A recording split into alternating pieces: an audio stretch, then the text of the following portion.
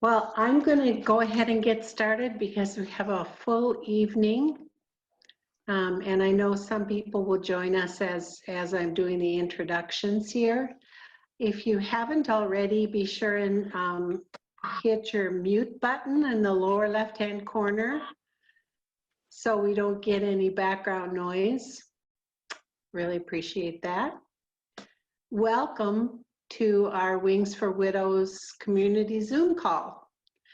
We're always glad that you chose to spend your evening with us, but when the weather turns cold and damp like this, it doesn't feel so bad to spend the evening inside learning something. As always, we want to use this time to teach and encourage you on your journey. Please reach out to me or anyone at Wings for Widows if we can help you along the way. I'm Leanne Lorian, part of the team of volunteers who help make Wings for Widows work. One little announcement, we're very excited to announce that our upcoming Facebook Live benefit event on October 8th is at 7 p.m. and you will get email blasts with information about that. Please mark your calendars and invite friends and family to join us. One of the benefits of doing it as a virtual event is we can invite people from anywhere around the world to join us. And we're really excited about it. We have a wonderful evening of music, great speakers, and a chance to win a trip to Hawaii. It's a beautiful condo on the Big Island of Hawaii and $2,000 for travel expense. So be sure and tune in and join us for that. Our call tonight will last about an hour. We'll be hearing from our featured speaker, Glen Bloomstrom, followed by some very timely information about healthcare directives by Tammy Block, our Wings for Widows attorney. And each one of them will be taking questions as time allows. When you go to ask a question, use the chat button at the bottom of your screen, then type your question in there, and that way I can field the questions without having everyone jumping in and overlapping each other. It'll make it easier for everyone to hear. While we're on the call, please keep your mute button on at all times. Now, let me introduce Glen. Glen is a friend of mine from college days. We went to Bethel University together. We were just chatting before we logged on. He and my husband took classes together. They had similar majors. And I have known Glen and his wife Ruth for many years, since the 70s. Colonel Glen Bloomstrom is retired from the service in the U.S. Army after 30 years of service. He retired in 2011. He is one of the few military chaplains who has served with all three of the Army's most prestigious units, the Airborne, Special Forces, and Ranger Regiment. At his retirement ceremony, Glen was honored by letters from President Obama and General Petraeus. Petraeus called Bloomstrom singularly the best chaplain I've ever served with. He possesses exactly the right mix of caring, leadership, and competence. Without a doubt, Glen Bloomstrom is one of the most talented, capable chaplains serving in our Army. Since his retirement, Glen has served as Director of Community Engagement for Living Works and is teaching at Bethlehem College and Seminary. Glen, his topic, and I asked him to speak on this topic because in the military, as you know, suicide and trauma are part of everyday life. So I asked him to address this important topic that we haven't really covered in previous calls. And Glen chose the title, Wandering and Wondering, Practical Helps After Suicide or Sudden Death. Welcome, Glenn, and thank you for joining us this evening. We're honored.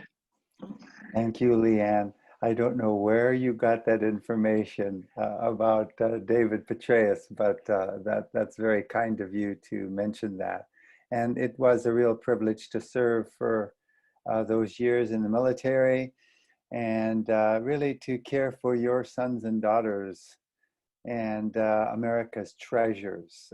It was a privilege to be a chaplain and to guarantee the free exercise of religion for all faiths, and then to represent my denomination, the Baptist General Conference, later called Converge Worldwide. They changed their name, and to represent some of you who are a part of that denomination. But what I learned while I was there was just how to work together and really talk about the things we have in common versus our differences. And I think that's very important as we, move into these days, as many are people of faith, instead of being divided, to be together. So the topic we're going to look at tonight is very emotional, it's very personal, and it's best processed relationally. I'm going to go ahead and click over to my screen. Okay, can everybody see that? Good. Yes, so it's an emotional, it's a personal, grief is just in general, and it is something that's best processed relationally. It's not something that's covered in a presentation, but rather in a conversation. And so I'm sorry that we couldn't have a conversation with all 26 or 28 of you that are on the call right now. And so tonight, as I go through these slides very quickly, I'd like to get through these fairly quickly. It's an assessment for those of you that might have lost your beloved or a member of your family to sudden death, trauma, or suicide. So it's an assessment, and I hope perhaps it might normalize your journey that you're on right now. I should say, before I go on, that Leanne really was one who spoke to me about Grief Share.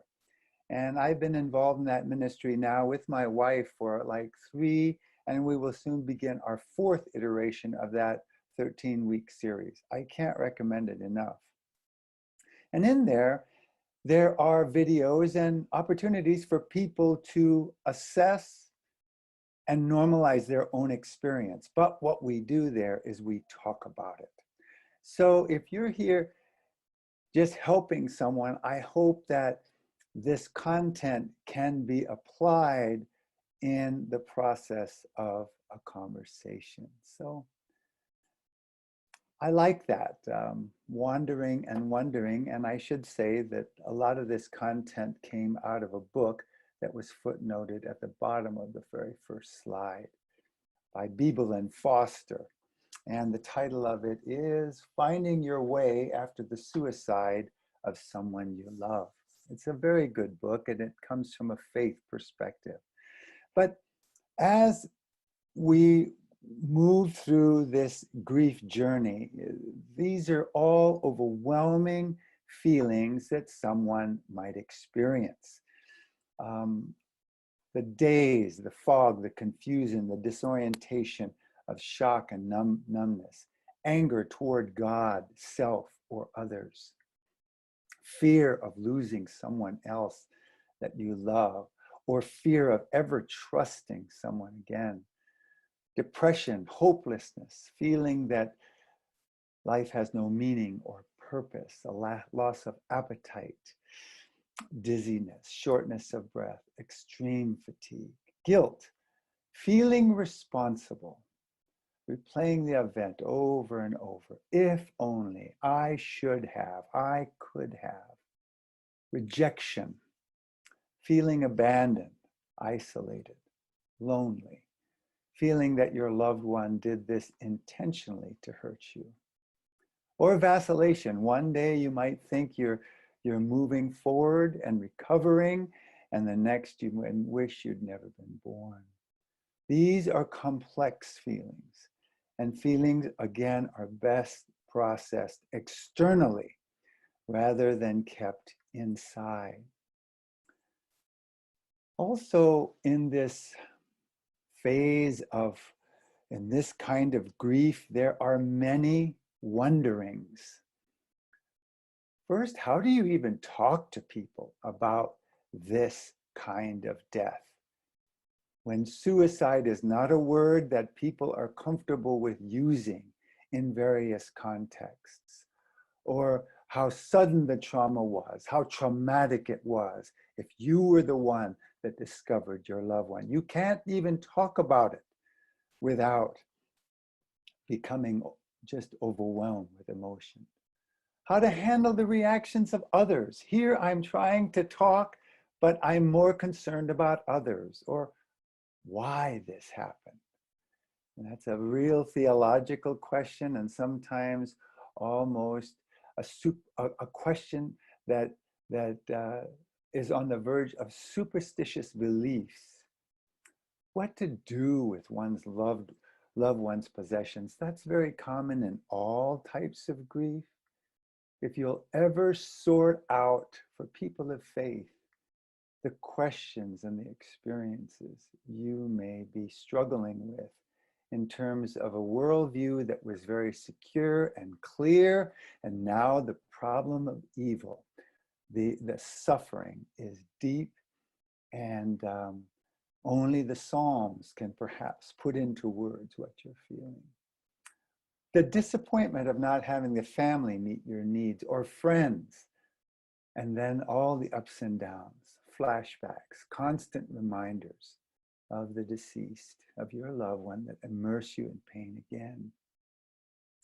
So with these feelings, with these questions, there could be also myths. Myths that you'll get over it in a month or two, that you'll handle it like everyone else, like others who are a few strides ahead of you in the journey, that you'll grieve in the same way if it was the loss of a child, that your spouse grieves, that your children, or even others close to your loved one, that you won't be angry at the deceased. This is very, very common in a suicide death, in an overdose death, that you shouldn't cry. That's very common among our Northern Scandinavian types here in Minnesota and the upper Midwest. We never learn how to express emotions, and the effort to control them almost creates a pressure that when it starts to squeak out, it just comes out with a roar. That you shouldn't talk about your loss, that your marriage will inevitably fail with the loss of a child. It is a devastating thing for a marriage to deal with the loss of a child, tragically or through suicide. It is not uncommon that even family members might think of suicide as well in the case of the loss of a loved one by suicide. Those are normal thoughts. That it'll be a straight line, and that the pain will never return. Well, here's a nice illustration from Beeble and Foster. And they really, I think this is good. I think we've all realized that the Kubler and Ross steps and stages are not sequential, but you go up, and I like the staircase because it spirals, which is not a straight staircase, but that spiraling effect is often very, very illustrative of these kinds of grief stages, that you are going up and you can go down again. But I really like how at certain points the emotions tend to be preeminent, but then the emotions and the thought processes are kind of in that middle stage where you wind up thinking a lot more about those things that we spoke of a moment ago, that vacillation where it's one moment, it's an emotional reaction, but then as you move further in the grief journey, you are thinking through things you've heard, things you've processed, and that leads to more answers that are to quest for answers, and that perhaps it's not as emotional as a wrestling within the mind and trying to bring meaning or clarity out of thinking. And then finally, that later stage in the journey is we are now more in a real life, day to day. There's less of the feeling just that you cannot do anything, the shock, the difficulty in making decisions or focusing on normal tasks, where one can focus on tasks, even work, but often and proceed into that reality. But then the thoughts, the intrusive thoughts, especially with trauma, breaks in and can cause disruption. And so how do we handle those? How do we accept those traumatic intrusions? And as a chaplain and as someone from military, I can certainly identify with the trauma process by being in extremely frightening such situations that lingered for months and years in certain contexts with certain smells. Probably it's through smells that flashbacks would be triggered, or just a memory, a thought would come for me. And there were, in fact, yesterday, my wife and I went to a restaurant, and she said, well, and I put my glass on one side of the table, she put her stuff on the other. I went to get some napkins, and she had switched them and said, well, I guess you want to see where the door is. And I said, you know, that's really funny. I haven't thought about that for several months. But there was a point where I was in a restaurant, the lights went off. I thought we were going to die in that dark restaurant in northern Iraq. And ever since then, I had to see the door. So anyway, in that third stage, we're still dealing with these kinds of trauma reactions, and they break into the reality. So let me move on quickly so we have a little time for some questions. But hindrances that maybe you've encountered, and hindrances in the journey. Others say pious platitudes. And I believe that it requires tremendous patience and the ability to say, it's not helpful. I know you just are trying to care, but that was not a helpful thing. Again, speaking that and saying that, or they avoid you because they don't know what to say. And if you could school people to say, just not how am I doing, but how can I help? I'm here. I want to be here. I'm not sure what to say. What can I do? I just want to be present. And when others over time seem tired of your grief, they just want you to move on their timeline.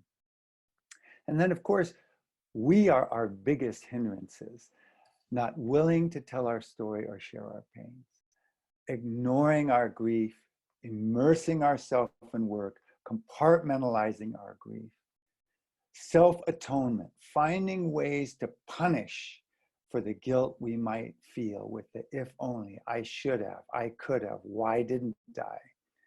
We can never pay for those mistakes, those oversights, even what we might call sin that we committed against our loved ones. And then finally, feeling disloyal, not letting ourselves move into that final stage and to move into a different normal, a new normal for ourselves.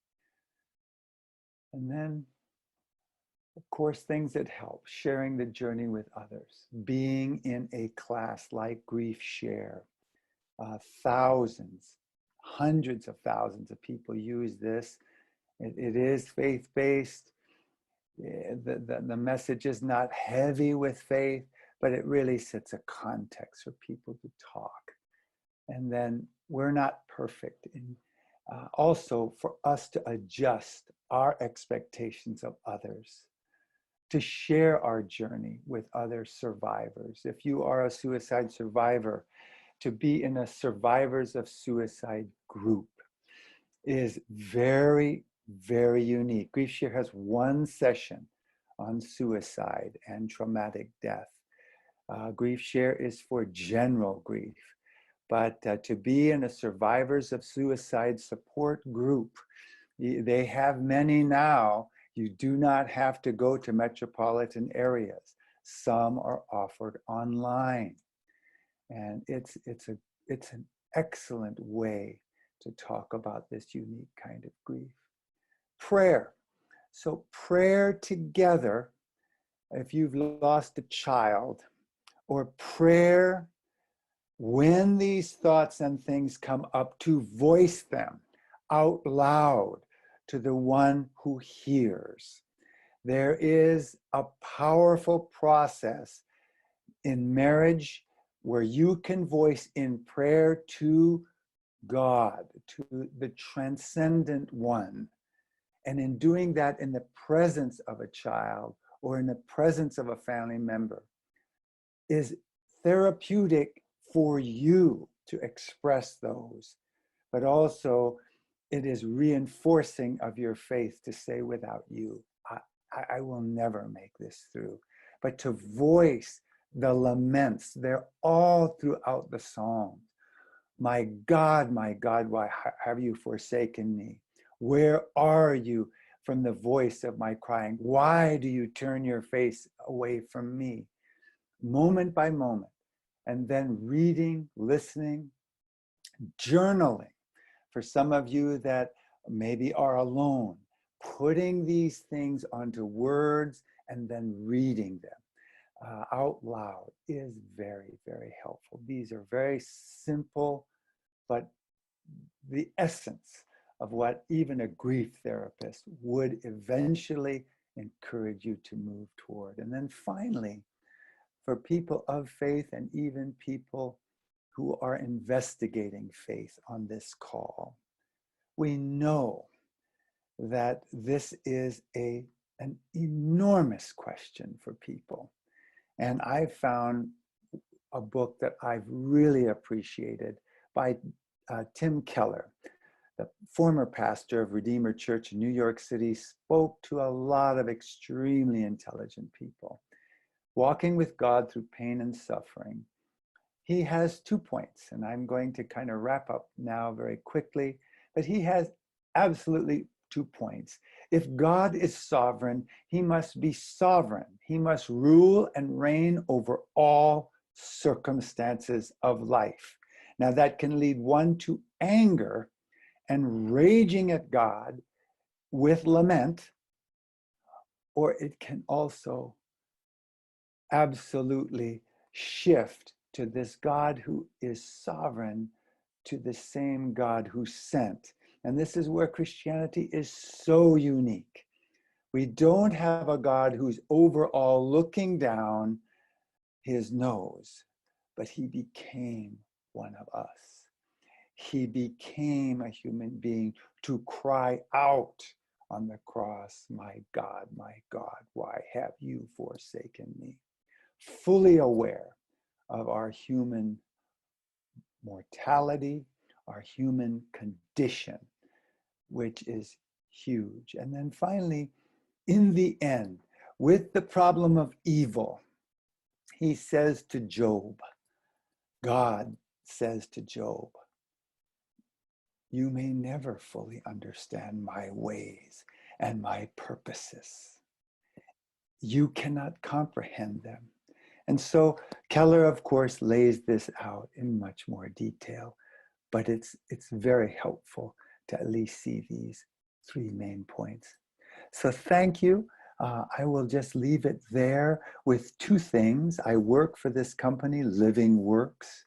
And if some of you are interested in training to help prevent suicide or intervene when suicide thoughts are present, Living Works Start. And then finally, in dealing with suicide and ministry to care for people, we will launch this month a new program, Living Works Faith. So that's my email if I can be of any help to you. And let's just pause there. I'll come out of the screen and then try to answer a few questions. We have about, 10 minutes, 5 minutes? Yes, any questions? I'll look at the chat. And I do have questions on the chat. One is, why is it so difficult for us to give ourselves permission to be other than perfect or less than perfect? Yes. And why are we so hard on ourselves when grieving a loss? Yes. Well, I think there are really two primary personalities, and I take this off of a lot of personality theory and developmental theory. There are people that are wired to be very controlling. That is just your way. You are the kind of person that organizes, multitasks, and controls. And there are other people who love, who are just, they want to be cared for, they want to be vulnerable and helped. And if you find yourself in that permission box of control, that's probably more the way you're wired. And then we did talk about growing up and the modeling that we saw, that those are all a part of things. And I think being hard on ourselves would again focus on those things that we didn't do. Focus again, the personality is more on the type of person who is very thoughtful, intentional, controlling, you know. And so at that point, we just have to understand we did the best we could. And there is no going back on that. And that trusting now, we just had a sudden death in our church a couple weeks ago, and it was one of our pastors. And I talked to them and they said, well, we've talked about this so much with people who love us that we have not really experienced that shock. And I just reached out to them today and said, well, how, you know, where are you on that journey? And I think the more one can process this and be vulnerable to speak all of those things, the healthier it is. Whether you want to go to a therapist or there is that kind of nurturing, natural helper who's a listener and who's not going to tell you what to do. Those are the kind of people you want that aren't going to just give you immediate answers, but just listen, paraphrase, tell me more about that. What's behind that? We have natural people that do that you do not have to go to a therapist to do. And in fact, many therapists will say, well, who's the best listener? Who's the wise person in your life? Those are all around us if we will give our permission to ourselves to open up and speak to them. So that's, A second question is, how do I learn about Grief Share?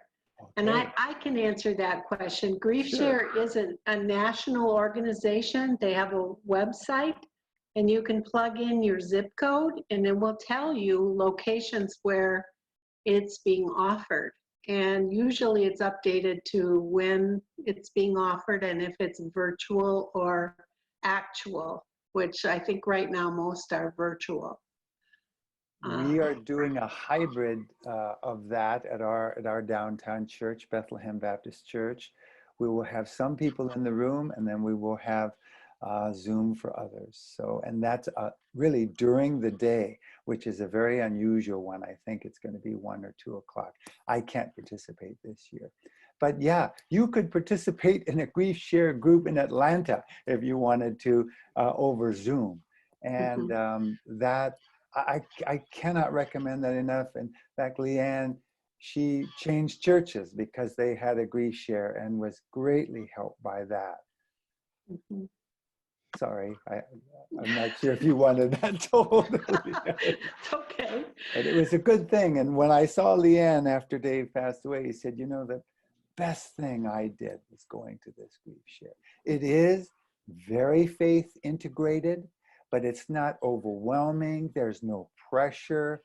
If faith is something new for you, we really tried to make it not about our church, not about our denomination, but more just about faith and your own grief journey. There is another book suggestion here, Growing Through Grief by Jenny Landon, Landon, that someone suggested, in addition to the Tim Keller book. Right. Any other questions? You know, just in closing then, I can't tell you how, when I reached my 50s, I began to see the place where suffering enters into being human. And I think our culture wants to fix and educate people out of the deep process that will come through suffering. But it is only when we're in this state or this place, whether it's trauma or suicide or sudden death, or that we become vulnerable. And I think we become more human. It is not by reading a journal or a novel about someone who suffered. That is external to ourselves. But we really learn what it is to be human and in community with suffering. It's the gift none of us want. But when I have walked in our small group, the same small group where one of the pastors lost a child, 25 years old. We've had one of our members, she had severe breast cancer, had complete reconstructive cancer. We've had others whose children have gone through just tremendous upheavals. But in that group, we've developed just a tremendous safety and love for one another. And I cannot encourage you more either to deepen a relationship with another family member or a friend or a neighbor, because what you receive, and this is so biblical, 2 Corinthians, if you pull your Bible out and read the first chapter of 2 Corinthians, it says, you know, I received this comfort that I might comfort others with the same comfort that I received. That's how we become wise, you know, by being in relationship with people, trusting people to do that. And then we too can do that for someone else later. Mhm. Yeah. Yes, I would agree. That has been my motivation to work with Wings for Widows, is the suffering that I have been through and continue to go through has to mean something. It has to bear fruit. And so that's been a part of that motivation. And I'm sure that's true of all the people who are involved in our ministry. So. And you wouldn't be involved if Leanne hadn't branched out to use this, her own suffering, as an impetus to help and to create this tremendous network that you are all a part of. Yeah. Yes. Well, Thank you. thank you so much, Leanne. It was a real privilege to be with you all. And my prayers for each one of you as I look at your faces. Thanks for the time tonight. Thank you so much, Glenn. Really appreciate your time. Bye-bye. Have a good evening. And I hope we can bring Glenn back. Oh, absolutely. He's Terrific. the best. He's the best. Well, we've had some tremendous speakers. I gotta say, I feel that way. I'd love to recycle all of them because they've all been wonderful. And speaking of recycled, Tammy Block. I don't know if that's a good thing or a bad thing. Yeah. Tammy Block is the board attorney for Wings for Widows, but she's also been one of our presenters on our Zoom calls previous to this. And she has, it's kind of like what kids are doing right now, going to school, where they get a worksheet and then the teacher teaches them how to fill out the worksheet. So that's exactly what we're going to be doing this evening. Now, if you did not sign up for this class in enough time ahead of, like I didn't, I signed up for this today. I didn't get the link to the form that Tammy put for all of you participating this evening on healthcare directives, but it is going to be on our website. So you can listen in and then make notes, and then that form will be there to download and print out for your own use when this class is over this evening. So I'm going to go ahead and let Tammy get started, and I'll let her take care of it. Do you have to share a screen, Tammy? No. Okay. I'm good.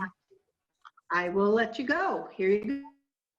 Perfect. I just want to give a little background on how important healthcare directives are. I actually had a conversation today with a woman that was calling on behalf of her mother, and said, you know, her mother was kind of hesitant about paying to get a healthcare directive, a power of attorney, and a will done. And if I was to push to what was the most important, I said the healthcare directive and the power of attorney. What people don't understand is, in this day and age, if you don't have a healthcare directive, your spouse, and if you're a widow, your children do not have the legal authority to make any decisions on your behalf as far as your healthcare. They do not have the legal authority to speak to your doctor. And you're going to have some of your older doctors are still pre-HIPAA, and so they will talk to family members, but more and more doctors, as they are graduating, are being schooled very much on litigation that can result by giving out private medical information and by making healthcare decisions on behalf of someone that might not have authorized them to do that. I also do a plug for all of you that have grandchildren or children over the age of 18 that do not have a healthcare directive. This is something important for them to do. My son will probably come barging in here shortly. He's treating me to ice cream. And he will tell you that both of my children, the week after they turned 18, that healthcare directive form was on their desk. Daniel's a football player. He had major shoulder surgery in December. He's having another one next week.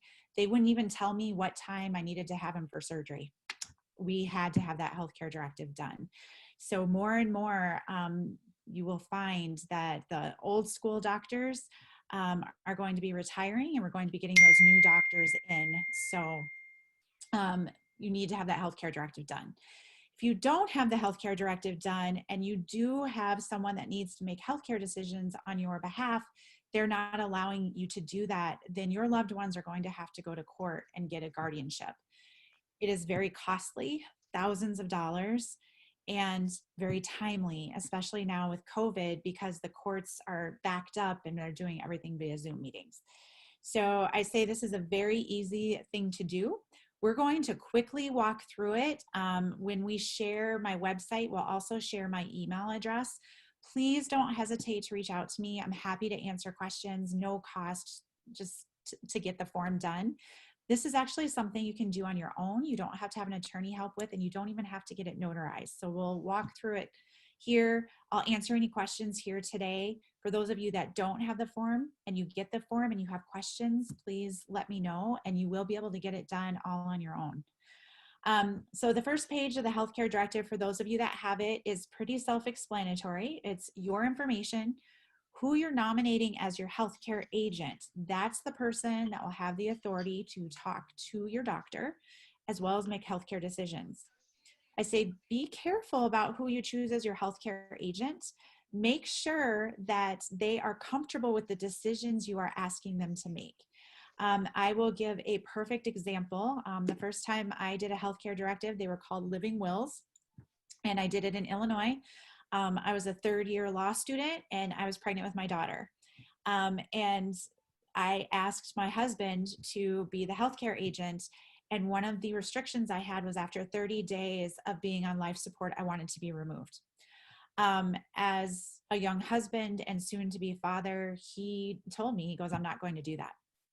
And I said to him, I go, realistically, what are you going to do? And he goes, we will visit you every week until you pass away. And I said, oh my goodness, the medical costs and the emotional strain, he just couldn't do it. So I said to him, can I name my parents? And he said, that would be okay. And so they have been my healthcare agent.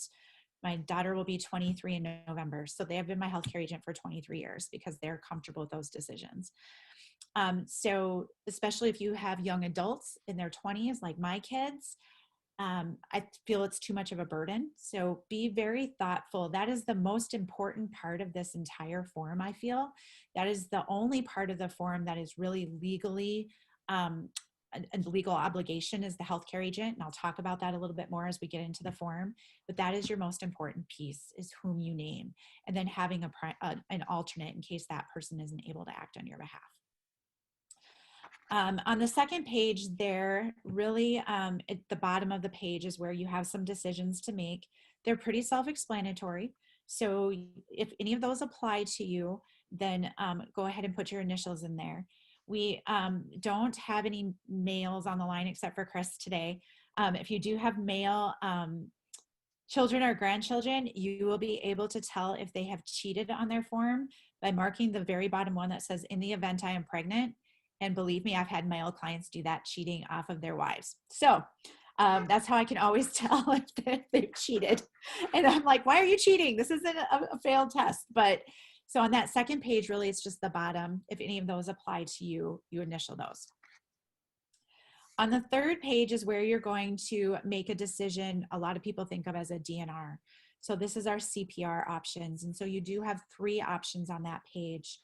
The first option is you want CPR attempted no matter what. And I always tell people your healthcare directive actually goes into effect when you get to the hospital. If you are in a car accident or you have paramedics, EMTs called to your home, they're required by law to attempt CPR until they get to the hospital. And then they have a doctor that can make the call based on a healthcare directive. And I'll talk about that in a little bit about how you can make sure that that healthcare directive follows you. But once you're at the hospital, if you want CPR attempted, no matter what, you choose that first option. The second option is you want CPR attempted based on your current medical prognosis. So if you have an incurable illness, you have no chance of survival. See, there's my son and the dogs. Then you're going to check, or you're going to initial that second box. The third is what we refer to, you'll either see it called a post, P-O-S-T, or a DNR. So I tell all of my clients, if you choose that third option, you have a second step you need to make, and that's also to fill out a DNR form with your primary medical provider. The reason why is if you have a DNR, if they pull up your medical chart in the computer, that's going to pop up as a flag to them, and they don't have to wait for this healthcare directive to come through. The important piece I wanted to point out when I talked earlier, the only legally binding piece is that healthcare agent, is because if you choose that second option, I want CPR attempted if, they are going to have a conversation with your healthcare agent, and your healthcare agent is going to guide them. They aren't going to look at this and say, oh my gosh, I'm gonna pick on Leanne here. Leanne, has stage 4 cancer, so we're just going to make that decision on her behalf. They're going to go to the healthcare agent. So this isn't a legally binding document on the doctor to follow these instructions. They have to go to the healthcare agent, except for that DNR piece. If you do have the DNR, they will follow the DNR. The fourth page, you're going to see up at the top, it says My Health Condition. And so there's a big space there. That is if you have any pre-existing medical conditions. So if I have a client who is pregnant, she may put some things in there about how if something should happen to her, how she wants to be treated, birth for the child. If you do have something such as cancer, I have a brother that has early onset Parkinson's. He has specific instructions in here as far as his treatment choices around his Parkinson's disease. So that's where you will put there. If you don't have anything, you can just put NA. When I review these with my clients on an annual basis, that is one of the places I hit to ask them if their health care has changed in any way where we need to add something. This form, and I should have preempted, there are 3 different types of healthcare directive forms. There's the legal form that most attorneys do, and it's 2 or 3 pages. It says, here's my healthcare agent. I want a DNR. I don't want a DNR. And that's it. Attorneys don't like to deal with medical stuff. I was pre-med, so this is my background before I went to law school. The other one you'll see is usually very facility specific. So if you have it done at Mayo or you have it done at Fairview, they're only going to use it for their healthcare system.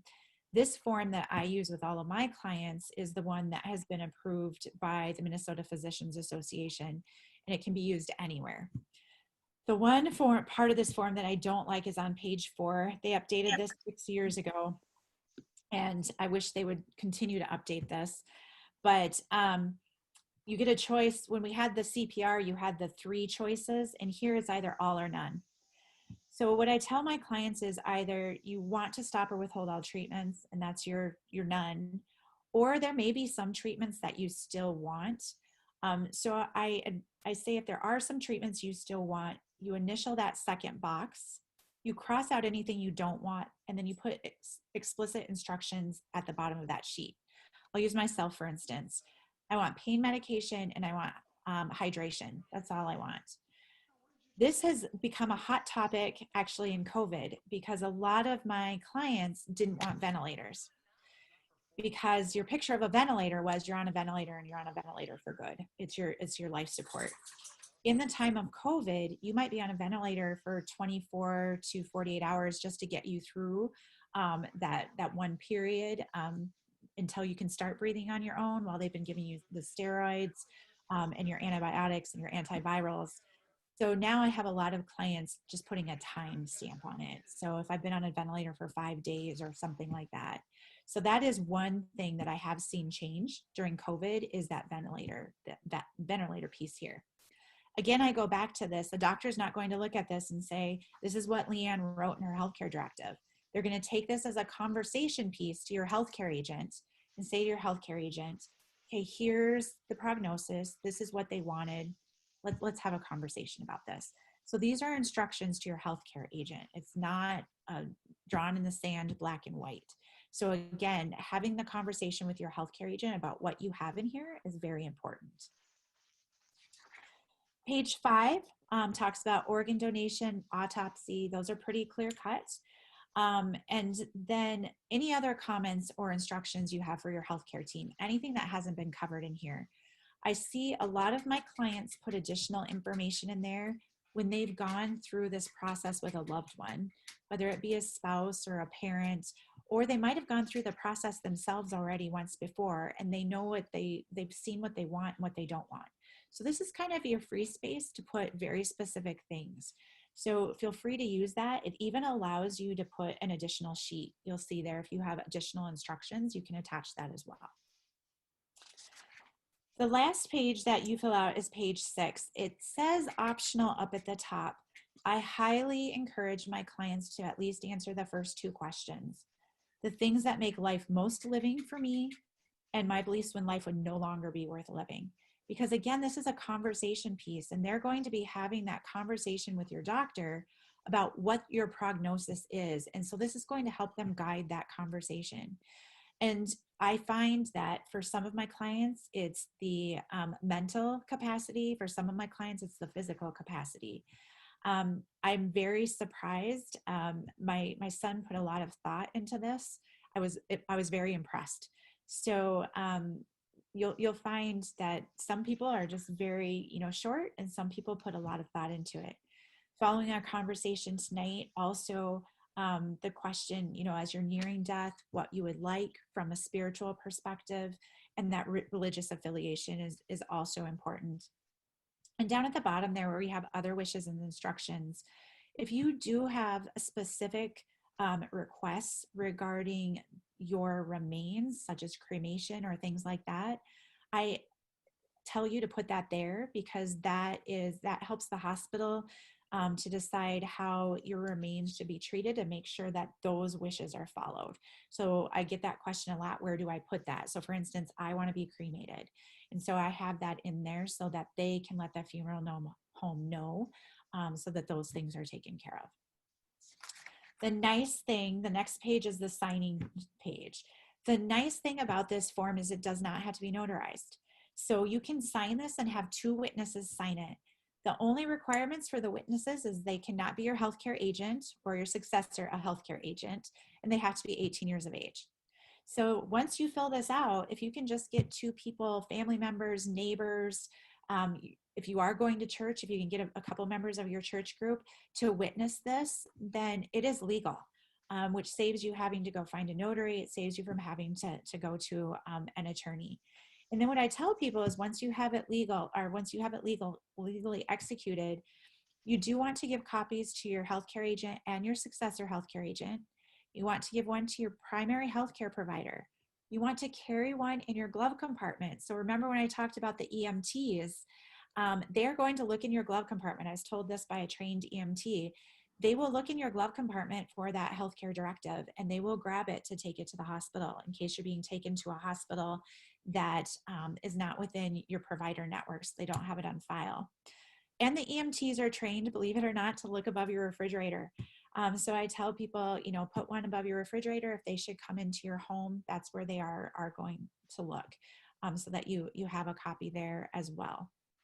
And if you travel, put one in your suitcase so that if something happens to you while you're traveling, if you have a travel companion, they can grab that and take that. I do scan a copy of my clients into my secure cloud. I have been on vacation where I've had a client's spouse have a stroke and they couldn't find theirs in the hustle to get out of the house, and I was able just to get that right to the hospital. So if there's someone that you trust that can also have an electronic copy that they could get access to if there was an emergency, it could be your healthcare agent or whatever, and get that to the hospital if you are traveling or something, that's another option there as well. So that was a quick going through there, and I'm happy to answer any questions. And if you don't have it in front of you and you look at it in the weeks to come, we'll get you my email, and please just let me know that you were on this call and you have some questions, and I'm happy to answer those. I have a question. Yes. Oh, excuse me, Linda, somebody put one in before you, just a Okay, sec. sure. He asked something that's called 5 wishes. Is that legally binding? It's been a while since I've looked at that form. I went through it a couple of years ago. If it names your healthcare agent and it is executed as we have here, which means you have it's signed and has 2 witnesses, or it's signed and notarized, yes, it could be legally binding.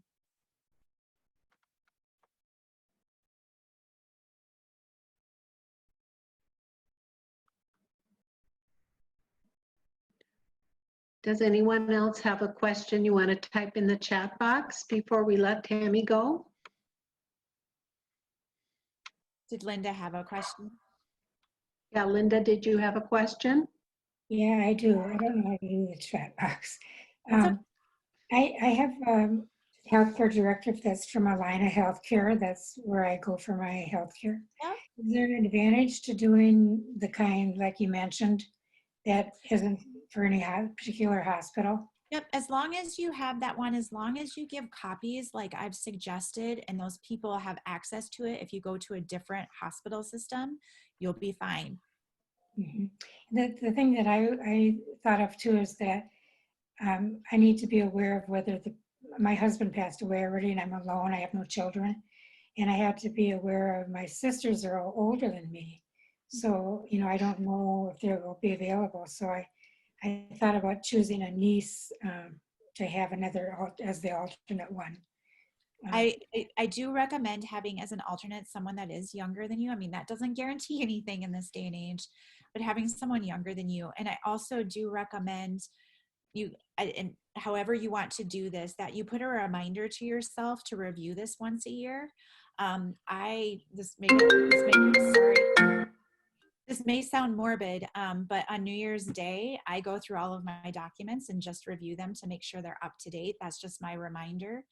That way you're double checking, because if one of your sisters should pass away and they are your primary, that's not going to be the first thing you think of is, oh my gosh, I have to go update my healthcare directive. So, put a reminder to yourself, and that's also your reminder to make sure that none of your healthcare conditions have changed as such that you need to update anything. Really good tips. Thank you, Tammy. Really appreciate it.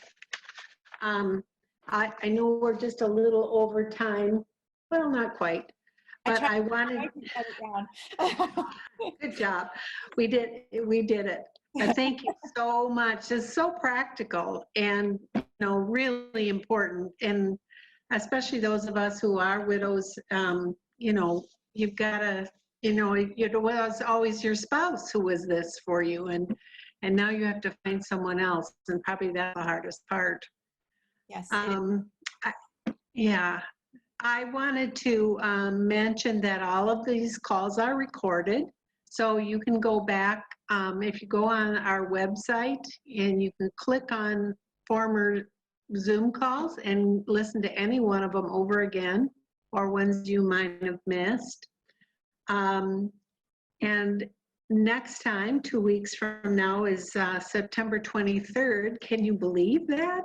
September 23rd? Our next speaker is Jenny Schrodel. And Jenny is a chaplain for Presbyterian Homes, and she is the leader of their grief education classes. And we are privileged to have her actually doing a class for us in our enrichment series this fall. It's called Grief Explorations. And she will also be doing our Zoom call on the 23rd. If you haven't investigated those classes yet, they are still available to sign up. I think the one on finding your purpose is almost full. I think there's one more slot. Jenny Schrodel's class on grief explorations is still open, and then there's one on home maintenance and one on security, identity security, home security, internet security, all of those kinds of things. And each of those are 6-week classes. If you're interested in signing up, you can do that on our website. Thank you so much. Corinne. Just real quick. Corinne, Yeah. I just 2 things. When I just recently redid my will and had a medical directive and stuff, and my attorney had me write or fill out one for directives for Minnesota, but one that also covers nationwide, because Minnesota ones are particular to Minnesota, and that doesn't mean it would carry over to another state. Yeah, so, if you're traveling, it will, as long as you're a resident of Minnesota.